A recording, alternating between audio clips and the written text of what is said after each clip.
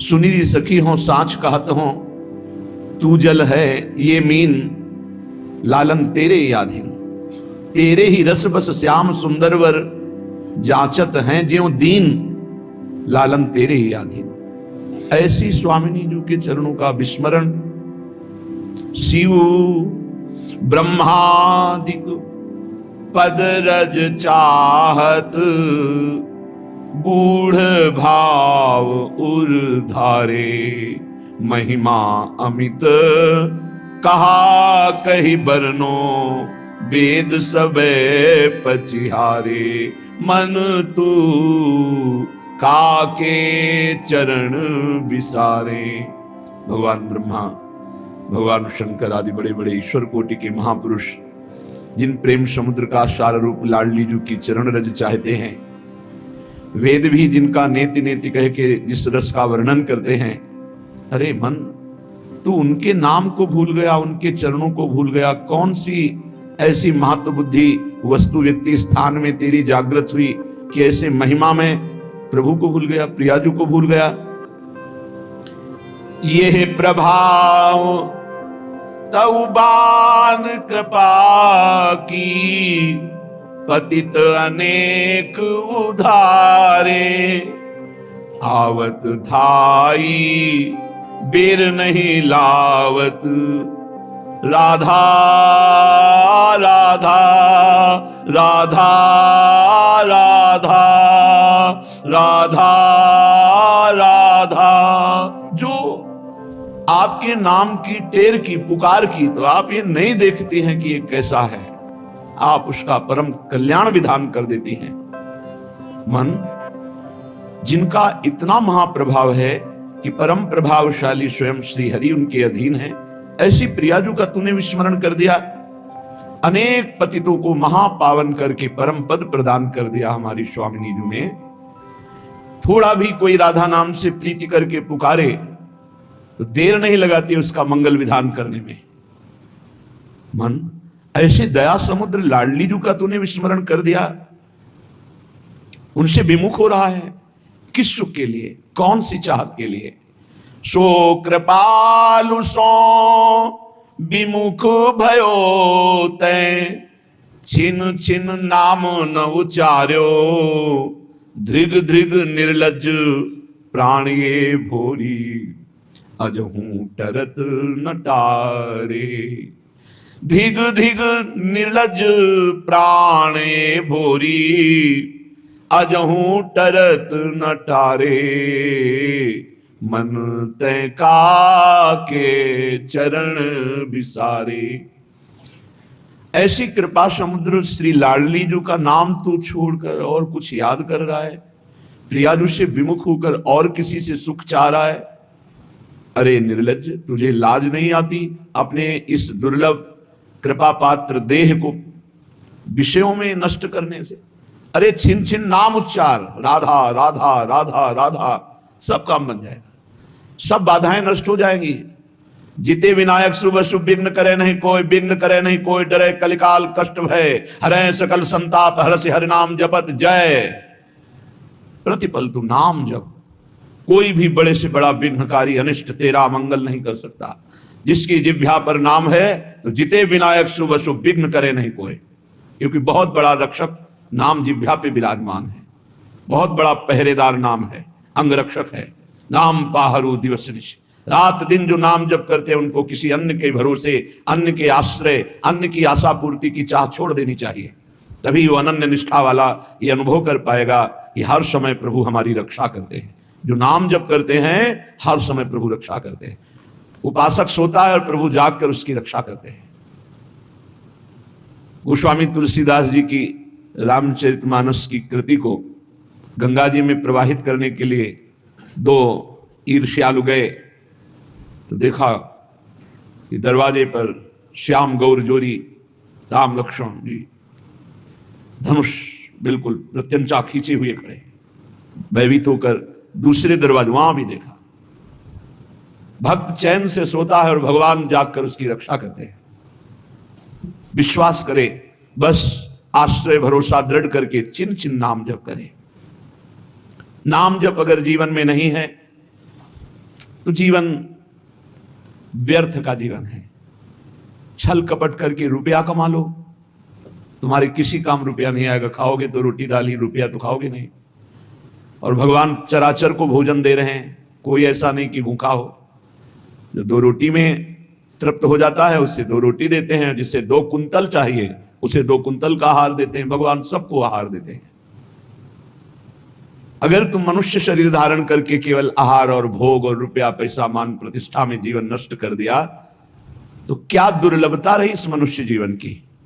84 लाख योनियां, ये निद्रा भय आहार मैथुन सबके है। फिर कहा गया बड़े भाग मानुष तन पावा, शुर दुर्लभ सदग्रंथन गावा, साधन धाम मोक्ष कर द्वारा, पाई न जे परलोक संभारा। बड़ा दुर्लभ, देव दुर्लभ मनुष्य शरीर है सबका, सबका।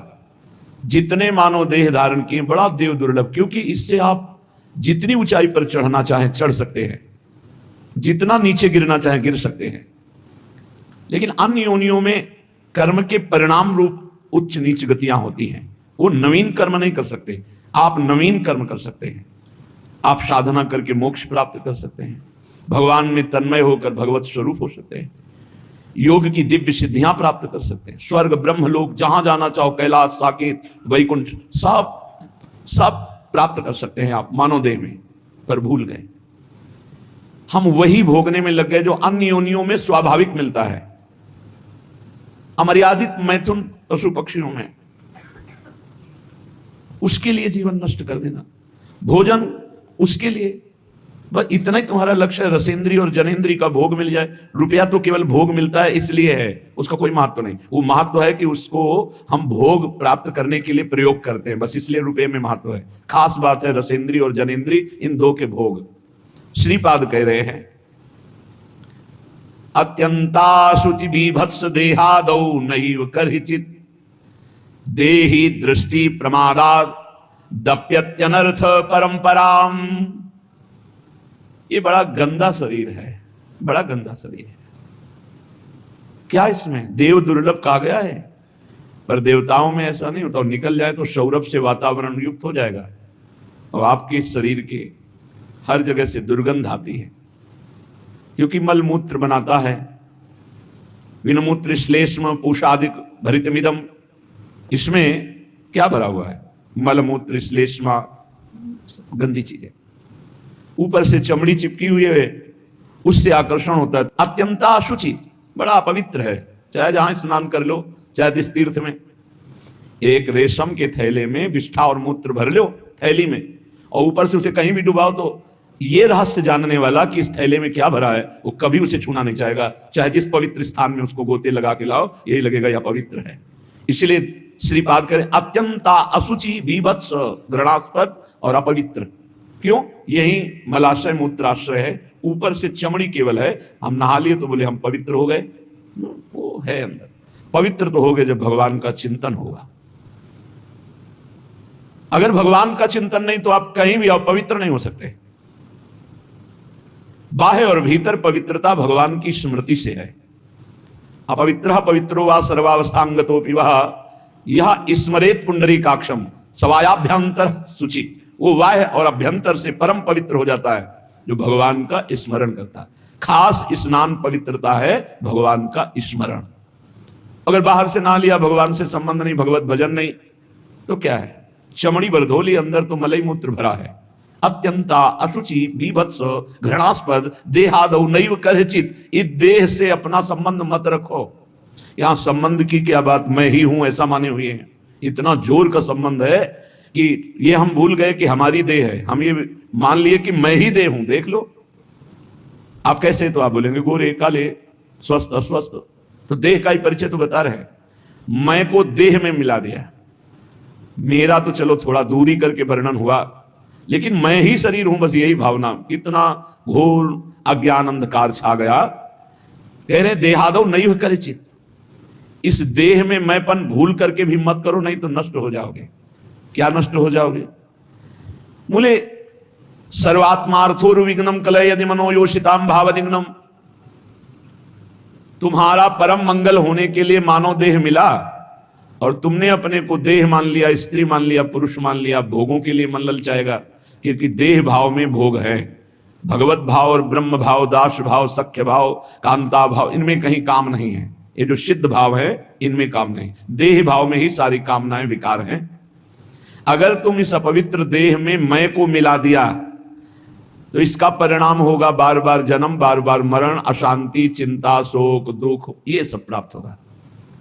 सर्वात्मार्थोर विघ्नम, ये परम आनंद में भारी विघ्न है शरीर। कब? जब मैं को शरीर में मिला दिया। अगर मैं को अलग करके देख रहे हो जो है और शरीर को अलग करके देख रहे हो तो आप इस पर शासन कर लोगे, नहीं ये गलत आचरण है, नहीं होने दूंगा। और मैं जब शरीर बन जाओगे तो आपको सुख बुद्धि होने के कारण ये ज्ञान होने पर भी कि ये गलत है, आप नहीं रोक पाएंगे। सर्वात्मार्थोर विघ्नम, केवल विघ्न ही विघ्न होगा, भारी दोष।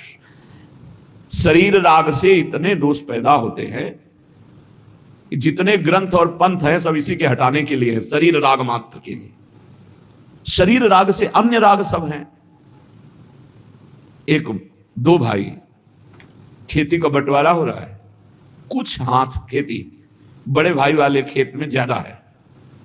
लड़ाई शुरू हुई, छोटे भाई ने मार डंडो बड़े भाई को मार डाला, छोटा भाई जेल गया। खेती वैसे ही पड़ी।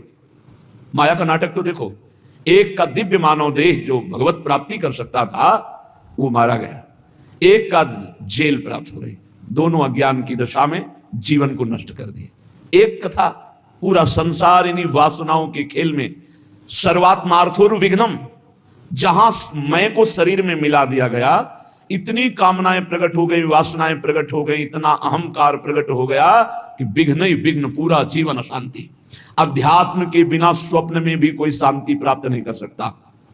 चाहे जितना रुपया कमा लो, चाहे जितने अरबों की संपत्ति एकत्रित कर लो, तुम अशांत रहोगे, तुम चिंता युक्त रहोगे, तुम दुख युक्त रहोगे, तुम मृत्यु से भयभीत रहोगे और बार बार तुम्हें जन्मना मरना पड़ेगा। अध्यात्म के बिना कुछ भी प्राप्त हो जाए। ऐसे ऐसे राजा हुए जिन्होंने विश्व के माने हुए वैद्यों को पास रखा, विश्व की औषधियां रखी, बड़ी बड़ी व्यवस्थाएं रखी कि एक जरा सी छींक हो कि हजारों प्रकार की औषधि, वो भी मर गए। मृत्यु ने उनको भी मिटिया मेट कर दिया। क्या व्यवस्था करोगे? ऐसे ऐसे भोग विलासी चक्रवर्ती सम्राट, ऐसा ऐसा कहां सब खत्म। भूल मत करो, मैं को शरीर में मत मिलाओ। ये जो मिल गया है इसी को हटाना है। जड़ चेतन ग्रंथि पड़ गई, यद्यपि मृषा छूटति कठिनाई।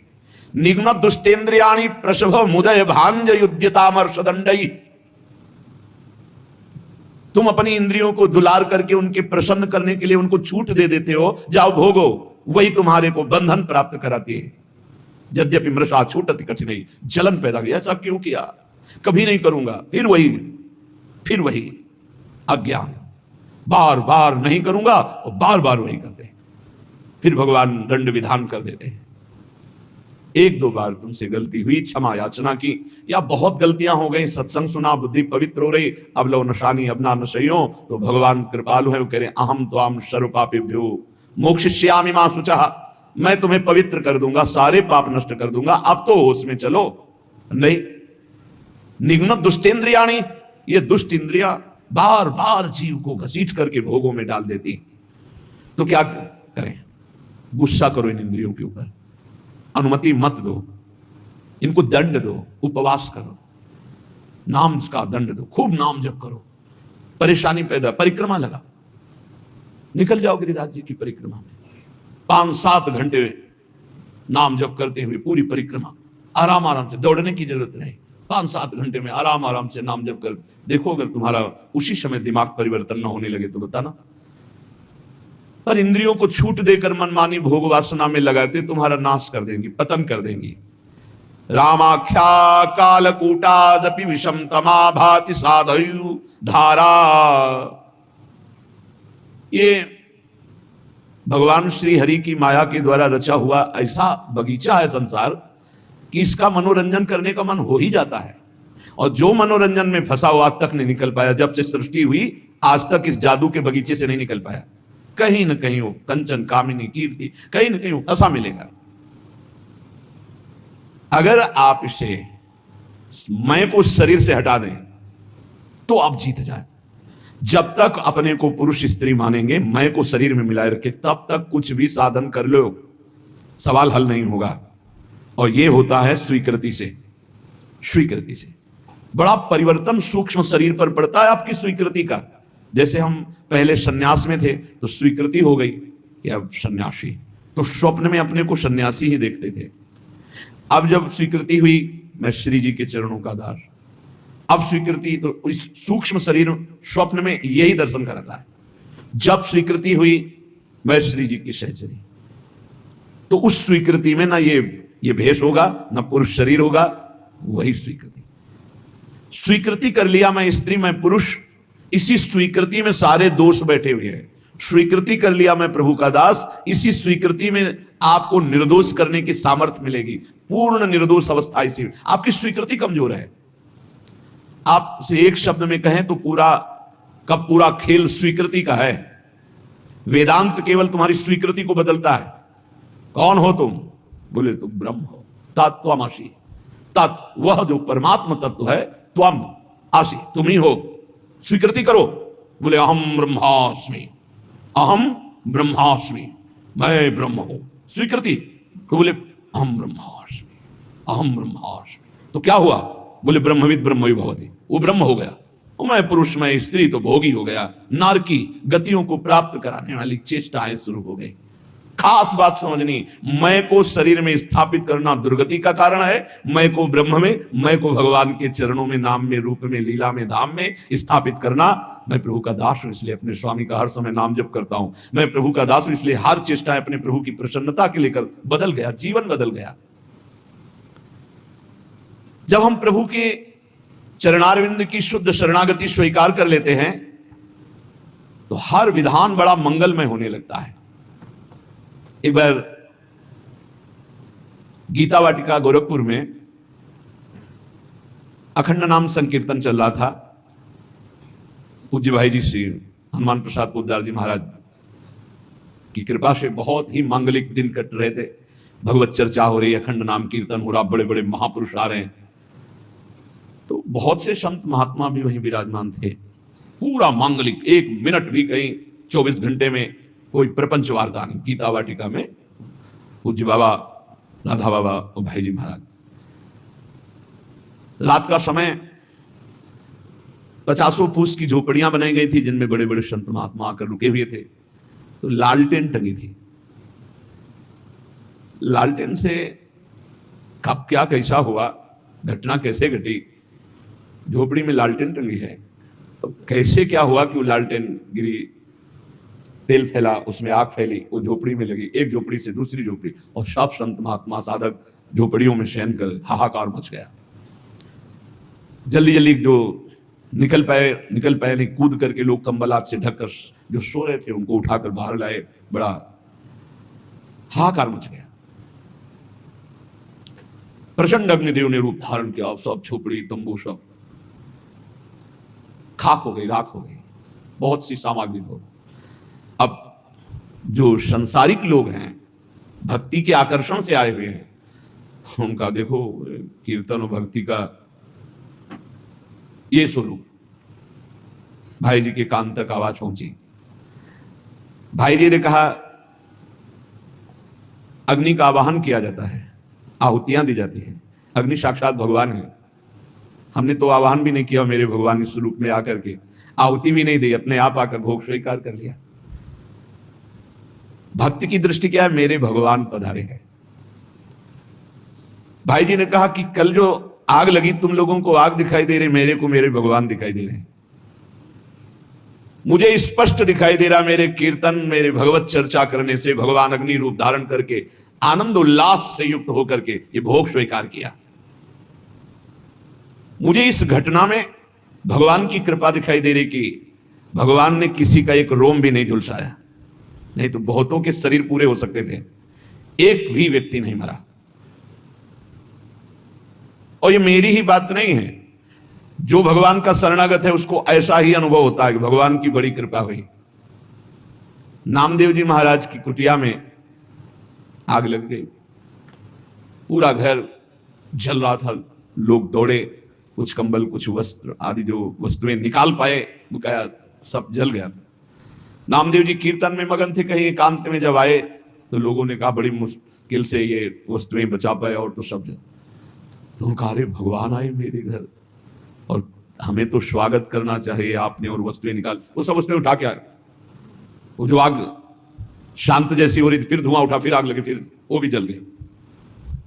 गांव के लोगों ने कहा क्या इनका दिमाग, और नाच रहे मेरे भगवान अग्नि रूप में आए, सब भगवान की वस्तु भगवान ने स्वीकार कर ली। कितनी कृपा। सर्दी का समय था, आधी रात के बाद उसी राख में लेटे भगवान ने स्वयं गरुण जी के द्वारा मंगाए हुई दिव्य दिव्य लताएं औषधियों से ऐसा सुगंधित पूरा वातावरण सुगंधित। लोग सुबह आए, देखे नामदेव जी की सुंदर कुटिया बनी हुई, और सौरभ से वो भगवान स्वयं। और भगवान ने अपना ऊपरी वस्त्र से नामदेव जी को उठा दिया था, उससे जान गए थे कि सब भगवान का किया हुआ है। दोनों में राजी हैं, आग रूप में आए, भस्म कर दिया, जय हो। आप आकर के ऐसा निर्माण, जय हो आपकी, जोई जोई प्यारो करे सोई। लोगों ने कहा महाराज रातों रात इतना सुंदर तरण का महल बन गया एकदम, और इतनी सुगंधित, इतना आकर्षण, हम भी बनवाना चाहते हैं। बोले हाँ, हमारा कारीगर बड़ा महंगा है। कितना रुपया लेगा? बोले जितना है सब जला दे, उसके बाद वो आएगा। अपने घर फूंक तमाशा देखे तब हमारा कारीगर आता है, एक भी नहीं बचना चाहिए। आसक्ति और राग का विषय। भाई जी महाराज बोले जो उपासक सर्वतोभावेन भगवान को समर्पित है, चाहे वो भक्त हो या ज्ञानी हो, वो हर घटना में निश्चल और भगवत कृपा को देखता रहता है, और वास्तविक भगवत कृपा होती है। याज्ञवल्क्य जी जनकपुरी जब आते तो वेदांत चर्चा बहुत सुंदर होती। तो जब याज्ञवल्क्य जी आते तो बड़े बड़े ऋषि मुनि साधक सिद्ध सब उपस्थित होते कि जरूर कोई ना कोई गूढ़ चर्चा होगी। पर जब तक जनक जी नहीं आते थे तब तक वो चर्चा नहीं शुरू करते थे, पूरी सभा भरिए इंतजार करते। जब जनक जी आते तब चर्चा। तो कई ऐसे महापुरुष जिनको लगा कि ठीक है जनक जी विदेह राज है, पर ऐसा नहीं कि और किसी की ज्ञान में स्थिति नहीं, जब तक जनक जी नहीं आते तब तक। तो कहा कि अन्य श्रोता भी तो हैं याज्ञवल्क्य जी से, पर आप जब जनक जी आते हैं तभी शुरू करते हैं आप चर्चा। क्या हम ऐसा समझ सकते हैं कि आपकी ममता जनक जी पर है? क्योंकि समता में तो जब सब बैठे हैं तो शुरू कर देना चाहिए। जब जनक जी आएंगे तभी तो हम क्या है समझ सकते हैं, क्योंकि ज्ञान से भरपूर बड़े बड़े ब्रह्म ऋषि बैठे रहते हैं। ऐसा नहीं कि जो जनक जी को ज्ञान और किसी को है ही नहीं। तो इसका मतलब लगता है याज्ञवल्क्य जी के अंदर कहीं ना कहीं ममता है, कहीं ना कहीं मोह है जनक जी के प्रति। परम योगी याज्ञवल्क्य जी थे। उन्होंने एक दिन सत्संग चल रहा था, पूरी जनकपुरी में आग लगा दी योग बल से। सूचना आई जनक जी महाराज की जय हो, पूरी मिथिला नगरी आसपास से अग्नि से घिर चुकी है, जल्दी जल्दी भागो। जो जनकपुर वासी थे वो तो भागे, आसपास बिल्कुल नजदीक अग्नि आ चुकी थी, वो योग बल से लगी हुई थी। जो ऋषि मुनि थे अपने अपने आप, कोई व्याघ्र चर्म, कोई हिरण का चर्म बिछाए हुए, जो मृग चर्म, कोई कुशा, कोई कंबल, सब अपने अपने समेटे। याज्ञवल्क्य जी यथावत चर्चा कर रहे हैं। कोई भागा इधर, कोई उधर भागा, कोई भी वहां नहीं था, केवल जनक जी बैठे थे। बार बार मंत्री आदि। महाराज राजमहल में भी आग लग चुकी है, लगभग लगभग पूरा राजमहल जल चुका है, आप महाराज सुरक्षित होइए, आप हटिए यहां से। शांत मुद्रा में बैठे याज्ञवल्क्य जी का प्रवचन चल रहा, केवल जनक जी सुन रहे। सर्वथा निश्चिंत भाव से वो कथा करते जा रहे और वो सुनते जा रहे, स्थिर बैठे रहे जनक जी। धीरे धीरे योग बल, किसी को पता नहीं था, योग बल से धीरे धीरे आग को शांत की। और तो नहीं आ पाए, जनकपुर वासी सब बड़े खेद में थे कि आग लग गई, ये जल गया, वो जल गया, वो जल गया। ऋषि मुनि बैठे रहे। फिर याज्ञवल्क्य जी ने कहा विदेहराज जनक, सर्वस्व मिथिला में जल गया, राजमहल भी जल गया, बार बार सूचना हुई, सब महात्मा लोग अपने कमंडल आसन लेकर के हट गए, आप क्यों नहीं हटे? महल में आग लग गई, सर्वस्व नष्ट हो गया, आपको तो देखना चाहिए, आप राजा हैं। जनक जी ने कहा महल की क्या बात, अगर इस शरीर में भी आग लग जाती तो हमें क्या फर्क पड़ता? नैनम छिन्दन्ति शस्त्राणि नैनम दहति पावका न चैनम क्लेदन्त्यापो न शोष्यति मारुता। क्या ज्ञान ये प्रवचन के लिए ही केवल है? ये अनुभूत विषय है। मेरी आत्मा है आग, वो इस शरीर को नष्ट कर सकती है, आत्म तत्व को नहीं। और मैं आत्मस्वरूप हूं, क्या फर्क पड़ता है? महल जल गया, जलने वाली चीज जल गई, शरीर जल जाता, जलने वाली चीजें जल जाएगी, आत्मस्वरूप में नहीं। सब महात्माओं की तरफ देखा याज्ञवल्क्य जी ने कि आप सबके पास क्या था, इनके पास तो पूरा राज्य भस्म हो रहा था, महल भस्म हो रहा था, सब स्थिति थी, आप अपना अपना बागंबर मृगचर्म लेकर। तो ब्रह्म ज्ञान केवल बातचीत का विषय नहीं है, स्थिति का विषय है। ऐसे चाहे वो भगवत भक्त हो या ब्रह्म ज्ञानी हो, दोनों ब्रह्म ज्ञानी की दृष्टि में ब्रह्म के सिवा कुछ नहीं, भगवत भक्त की दृष्टि में आराध्य देव के सिवा कुछ नहीं। फिर चिंता शोक भय किस बात की? किसी भी स्थिति में विचलित ना होना, अपने आराध्य देव के चिंतन से, अपने लक्ष्य से ना हटना, ये परिपक्व अवस्था है, चाहे भक्त हो चाहे ज्ञानी हो। देखो, इतनी बात तो तुम्हें मानना पड़ेगा कि भगवान का दो स्वरूप है, एक चिदानंदमय स्वरूप है और एक ये मायाकृत स्वरूप है। हैं भगवान ही वासुदेवा सर्वम। ये जो मायाकृत स्वरूप है ये नष्ट होगा, पक्का समझो। गुरु भगवान है, संत भगवान है, सब भगवान के स्वरूप है। ये जो मायाकृत है ये नष्ट होगा। गो गोचर जहां लगु मन जाई, सो सब माया जानो भाई, और इसका अंत होगा। इसमें पक्का विश्वास करो।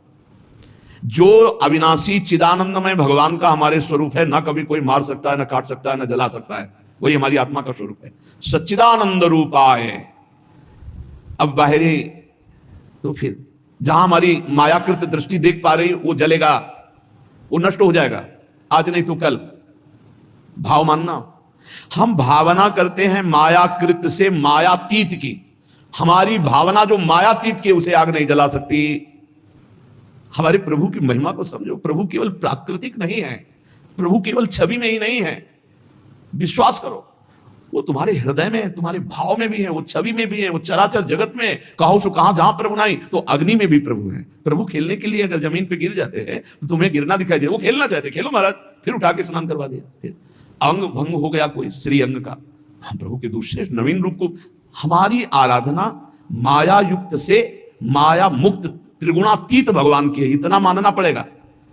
ये शुद्ध बात तुम्हें माननी पड़ेगी कि मायातीत परमात्मा है, त्रिगुणातीत परमात्मा है, कालातीत परमात्मा जिसकी हम आराधना कर रहे हैं।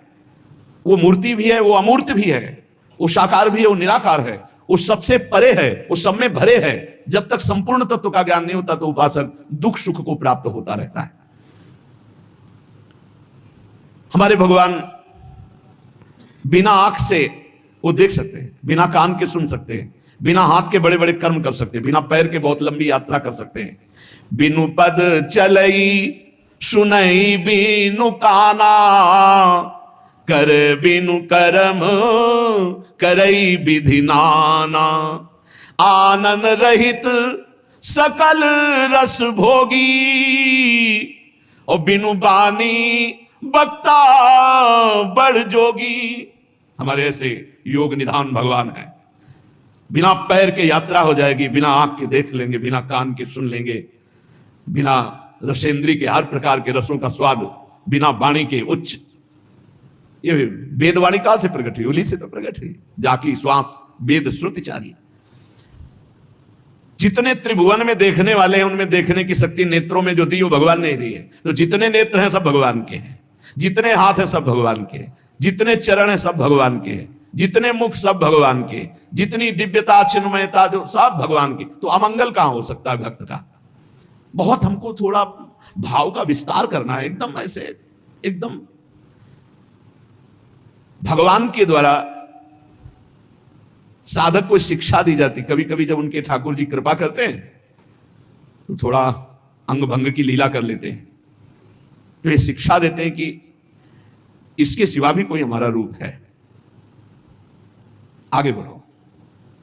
जहां किसी भी तरह के खंडन होने की, किसी भी तरह की हानि होने की, किसी भी तरह की अमंगल की बात नहीं। इसीलिए हम सबसे प्रार्थना करते हैं बार बार नाम जप की, कि नाम जप करोगे तो नाम जो रूप प्रकाशित करेगा। देखो, हृदय मंदिर में भगवान ना हो तो बाहर मंदिर में सेवा के बाद प्रपंच ही करोगे भोग वासना में। कल एक साधक बहुत अच्छे, वो ईमानदार है, इसलिए उन्होंने अपनी बात बताई कि आपने जो नियम दिया है उन नियमों का पालन करने के बाद मन कहता है अब तो हम फ्री हो गए, तो फिर वो मोबाइल आदि में बहुत क्लेश होता है कि कैसे हम इससे बच पाए। तो कल चर्चा हुई थी, फ्री शब्द नहीं, हमारा नियम केवल इतना नहीं कि 11 माला कर लो, 12 पद पढ़ लो चतुरासी जी के। ये तो जिसको ककहारा नहीं याद है तो लिखाया जाता है कि काखा गाघा बहुत से आवाज, काखा गाघा लिख लिया तुमने, लेकिन ककहारा मात्र पढ़ना पढ़ाई नहीं है। पढ़ाई है इन मात्रा और अक्षरों का मिलान करके बड़े बड़े ग्रंथों को भी पढ़ जाओ। तो हमारी एक आज्ञा को कोई नहीं सुना, हर श्वास नाम जप करो। कोई सत्संग ऐसा नहीं होगा, कोई एकांतिक ऐसा नहीं होगा जिसमें ये बात ना आती हो, श्वास श्वास नाम जप करो। नाम श्वास दो बिलक चलते हैं, लाखों बार सुनाया होगा। इनको भेद नमो को भावे, श्वास ही नाम नाम ही श्वासा नाम श्वास को भेद मिटावे। रोम रोम जब रग रग बोले तब स्वाद नाम को पावे। नहीं सुनाई दे रही? आज्ञा नहीं है। तुम्हारे पास समय कब है? एक सेकंड भी तुम्हारा समय नहीं रहा। यदि मन वचन कर्म से गुरु को समर्पित हो तो जो भी कार्य है, चाहे किसानी हो, व्यापार हो, नौकरी हो, नाम जप करते भी। ये नहीं कि 11 माला हो गया, झंझट खत्म हुई, नियम का तो पालन हुआ, मनमानी आचरण कर नहीं बनेगा। ठाकुर सेवा कर ली, अब मनमानी करें, हम मनोरंजन करें, नहीं बनेगा। बात समझो, इस बाहरी सेवा का तात्पर्य है आंतरिक भगवान का प्रकाश हो जाना। ध्यान रखना, बाहरी सेवा का फल है आंतरिक भगवान का प्रकाश हो जाना। एक भगवान का रूप ऐसा सच्चिदानंदमय है जो योगियों के ध्यान का विषय है। उसी के लिए हम मानी संख्या भगवान गुरुदेव, मानी संख्या भगवान संत, मानी संख्या भगवान चराचर, इससे सवाल जब हल होगा तो सच्चिदानंद रूपाय, इस रूप का चिदानंदमय देह तुम्हारी और विगत विकार जान अधिकारी, कोई विकार जहां नहीं, उस रूप का। अगर हम नहीं सुलझेंगे तो बहुत दुखी हो जाएंगे। ये मकान नाशवान है। हो सकता है आप बाहर किसी कार्य से गए हो, आपका मकान गिर गया, आपके ठाकुर दब गए, चकनाचूर सब हो गया। अब आप क्या बोलोगे? हमारे भगवान नष्ट हो गए। क्या भगवान नष्ट होने वाली बात है? क्या भगवान को कोई नष्ट कर सकता है? नहीं, हमारे भगवान सच्चिदानंद में है। जब हम सेवा कर रहे हैं तो सामने आप पद्धति देखना सेवा की। भागवत में भी आप पढ़ के देखिएगा तो कई जगह आपको ऐसी बात मिलेगी कि जब आप पूजा करने जाएं तो पहले ये ध्यान करें कि आपके हृदय से निकलकर भगवान सामने श्री विग्रह में विराजमान हुए, और जब शयन कराएं तब भावना करें कि भगवान श्री विग्रह से हमारे हृदय में पुनः आ गए। हमारे दो स्थान है पूजा के, एक बाह्य और एक आंतरिक। अगर ये रहस्य नहीं समझोगे ना तो फिर दुख सुख से युक्त होते जाओगे। आग लग गई, हमारे भगवान जल गए, ये बड़ी दुर्घटना हुई, आग आना बड़ा मंगल है। नहीं, बड़ा मंगल है, वो पक्का कहते हैं बड़ा मंगल है, क्योंकि हमारे कर्म भस्म होते हैं। भगवान कृपा करके जो अमंगल है उसका वो भस्म कर देते हैं, उसका नाश कर देते हैं। भगवान हर प्रकार से साधक को शिक्षा देकर उसके संसारिकता का नाश करके उसे उज्जवल ज्ञान प्रदान करते हैं। ध्यान रखना, हर चेष्टा में भगवान की कोई न कोई महान ज्ञान शक्ति हमें प्रेरित कर रही कि जिस दिशा में हो और जिस दशा में हो और आगे बढ़ो और ऊपर उठो। अध्यात्म इतना ही नहीं है, बहुत बहुत बहुत उत्तम। भगवान के विधान को आप समझना शुरू कर देना तो हर चेष्टा भगवान आपको ऊपर उठाने के लिए करते हैं। जो भगवान को समर्पित हो जाता है, एक सिद्ध महात्मा बंगाली महात्मा थे, उन्होंने कहा जे करे हमारा तार तार करी सर्वनाश। जो हमसे प्यार करेगा, देख लो, जे करे हमारा आस तारे करी सर्वनाश। क्या सर्वनाश? विघ्नों का सर्वनाश, विकारों का सर्वनाश, दुख का सर्वनाश, चिंता का सर्वनाश, जन्म मृत्यु का सर्वनाश। लोग डर जाते हैं। भगवान की भक्ति अविनाशी सुख देती है। जब तक भगवान नहीं मिलते तब तक ये खेल चलाते रहेंगे। भगवान जहां हो वहां से हटाते रहेंगे, पक्की बात है। जहां भी लगोगे वहीं से आगे बढ़ाते रहेंगे। हमारे लोगों का स्वभाव एक चिपकू स्वभाव, जिस विषय में चिपके बस उसी को जीवन भर लेके बैठे रहे। जिस बात को, जिस घर, जिस मकान, जिस शरीर, उसी में जितना कर लिया वो उतना ही, आगे नहीं। सच्चिदानंद तक पहुंचने के लिए भगवान कह रहे जे करे हमारा अस्तार करे सर्वनाश। जहां चिपकोगे वहीं दिया सिलाई लगा दी, आगे बढ़ो आगे बढ़ो, और ऐसी जगह पहुंचा दिया जहां दो बचे ही नहीं। प्रेम गलियत साकरी तामे दो नहीं है, दो नहीं, पक्का दो नहीं भाई, एक ही एक है, एक ही एको हम, एको ब्रह्म द्वितीयो नाश, पक्का समझो द्वितीयो नाश। ये जो दो दिखाई दे रहा है, द्वैत दिखाई दे रहा है, इसी का सर्वनाश करते हैं भगवान, इसी का नाश करते हैं, द्वैत का नाश करते हैं, अनेकत्व का नाश करते हैं, विकारों का नाश करते हैं। इसलिए सर्व शब्द है। जो नहीं समझता इस बात को, उस प्राकृतिक बातों में ले जाता है। जब तक ये शरीर मेरा है तब तक भगवत साक्षात्कार नहीं होगा। सुन लीजिए, जब तक धन मेरा है, मकान मेरा है, रिश्तेदार मेरे, नातेदार मेरे, संबंधी में, भगवान की अनुभूति नहीं होगी। पहले एक साधक प्रश्न कर रहे थे कि भगवान आप कहते हैं हर समय साथ हैं, कैसे साथ है, कैसे प्रमाण माने? उनसे यही था, जब तक शरीर को आप अपना मैं माने हुए हैं, शरीर संबंधियों के रिश्ते नाते को सत्य माने हुए हैं, भोगों को सत्य माने हुए, तो आप सच्चिदानंद को कैसे देख सकते हैं? क्योंकि त्रिगुणात्मिका माया को देखने वाले नेत्र सच्चिदानंद को नहीं देख सकते। नहीं, हर समय है, कोई क्षण ऐसा नहीं जिस समय हमारे साथ प्रिया प्रीतम ना हो। हर समय बिल्कुल एकदम नजदीक, एकदम नजदीक। शरीर भी नजदीक नहीं है, इतने नजदीक प्रिया प्रीतम रहते हैं।